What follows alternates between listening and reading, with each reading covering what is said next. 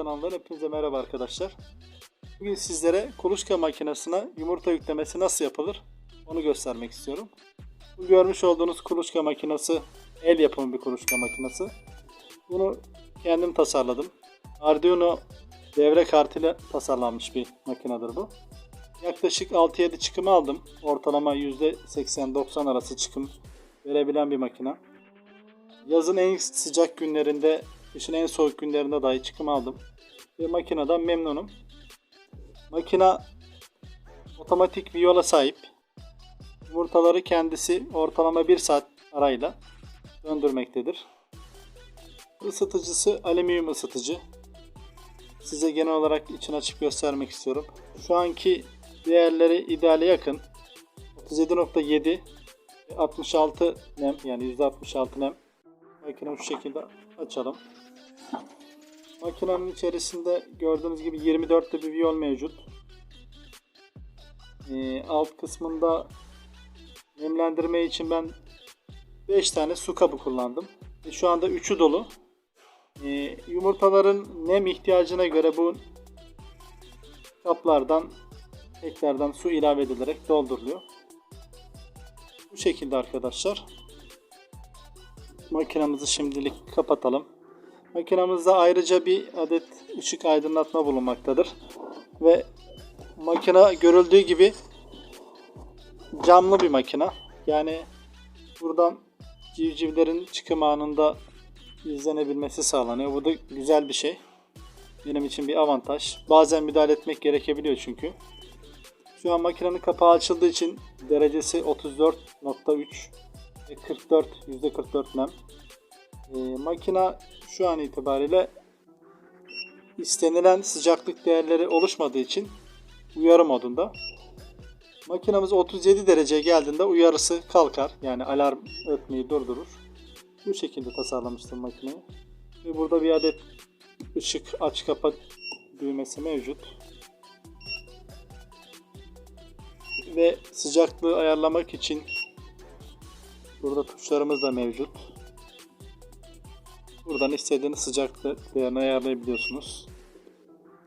Evet arkadaşlar, şu anda 37 dereceye ulaştı. Ve alarm vermeyi durdurdu makine. Sıcaklığımızı 37.7 olarak ayarlıyoruz. Tavuk ve bıldırcın yumurtalarında bu sıcaklık kuluçka için ideal sıcaklık. Yumurtalarımızı yüklemeden önce bir bilgi aktarmak istiyorum sizlere arkadaşlar. Bazı yumurtalarımız bu şekilde görüldüğü gibi kirli olabilir. Yani üzerinde kalıntılar olabilir. Yani bu şekilde yumurtaların çok zorunlu olmadığı sürece makineye konulmamasını tercih ederiz. Fakat bu yumurta bana sevdiğim bir dostum tarafından hediye edildiği için bunu ben makineye koymak istiyorum. Zaten fazla da yumurtam yok. Onun için bunu nasıl temizleneceğini göstermek istiyorum. Çünkü internette bununla ilgili kaynak bulamadım ben. Öncelikle bu şekilde bir kutuya koyalım. Bu görmüş olduğunuz bulaşık teli. Bir parça bulaşık telini kopararak bu yumurta üzerindeki kalıntıları hafifçe kazıyabilirsiniz. Bu şekilde temizleyebilirsiniz. Yani genel olarak üzerinde pütürlü bir yapı olmayacak şekilde silmeniz yeterli. Yumurta çok narin olduğu için kırılmamasına dikkat edin. Ben bunu temizleyip o şekilde makineye yerleştirmek istiyorum. Bu tür yumurtalar hijyen açısından da sıkıntı yapabilir.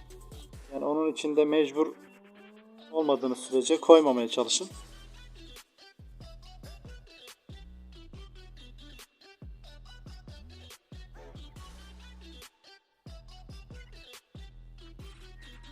Evet arkadaşlar, yumurtamızı kuru bir peçeteyle veya kağıt mendiliyle bu şekilde silelim. Yumurtanın da bir canlı olduğunu unutmayalım. Bu yumurtanın da hava alması gerekiyor. Şu anda temizledim. Yani şu an dış kısmı lekeli gibi görünse de herhangi bir pürüzlü bir yüzey yok. Makine yüklemeye geçebiliriz. Ben yükleme yaparken elektriği kesmeyi tercih ediyorum. Şu anda makinenin elektriğini kestim. Makinenin kapağını açıyorum arkadaşlar.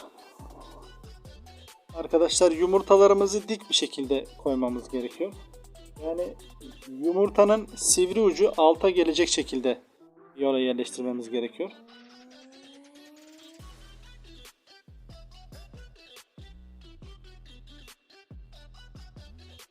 Yumurtalar size ulaştıktan sonra en az 6 saat bu yüklemeyi yapacağınız makinenin bulunduğu oda sıcaklığında beklemesi gerekiyor yumurtaların. Yani direkt sıcak yumurtaları makineye koymayın. Aynı şekilde soğuk yumurtaları da direkt makineye koymayın. Bu yumurtaların içerisindeki organizmaya zarar verir. Bu şekilde arkadaşlar yumurtalarımızı yerleştirdik. Kapağımızı kapatalım. Bu bizim sensörümüz.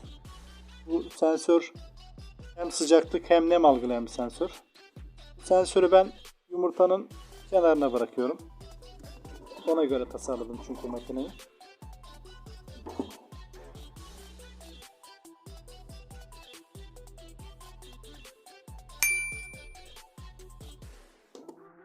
Evet arkadaşlar, enerjiyi tekrardan veriyorum makinenin. Evet arkadaşlar, makineyi tekrar açtım. Ve şu anda 37 derecenin altında olduğu için alarma geçti. Yumurtalarımızı bu şekilde yükledik arkadaşlar. Makinedeki nem ve sıcaklık iyi takip edilmesi lazım. Yani kullandığınız makinenin sıcaklığı öncelikle iyi ayarlaması lazım. Yani içerisindeki bulunan termostat veya herhangi bir kullanılan devre kartının stabil olması lazım. Yani sıcaklığınız çok fazla oynarsa yumurtalarınızdaki çıkma oranı düşecektir. Nem kısmına gelince bu otomatik nemlendiren bir cihaz değil. Yani içindeki su kapları boşalabiliyor. Yani bunları da ilave etmek gerekiyor.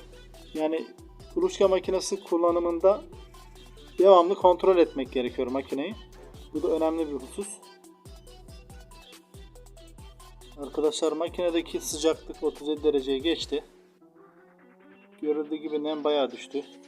Çünkü yumurtalar artık nem çekmeye başladı. Ve bu şekilde yüklememizi tamamlıyoruz. Bundan sonraki süreçte kuluçka makinesi kullanımla ilgili nelere dikkat edilmesi gerekiyor? Bununla ilgili de bir video çekmeyi düşünüyorum. Ayrıca civcivlerin çıkımı sırasında da bir video çekmeyi düşünüyorum. Şu görmüş olduğunuz cam ekrandan civciv çıkımı net bir şekilde görülmektedir. Bununla ilgili de sizlere canlı civciv çıkım videoları çekmeyi düşünüyorum. Şimdilik bu konuyla ilgili aktaracaklarım bu kadar. Buna benzer içerikleri izlemek için kanalıma abone olup beni takip etmeyi unutmayın. Kuluçka ile ilgili sormak istediğiniz soruları yorumlar kısmında bana iletebilirsiniz. Vakit buldukça sizlere yanıt vermeye çalışırım. Daha sonraki videolarda görüşmek üzere. Hoşça kalın.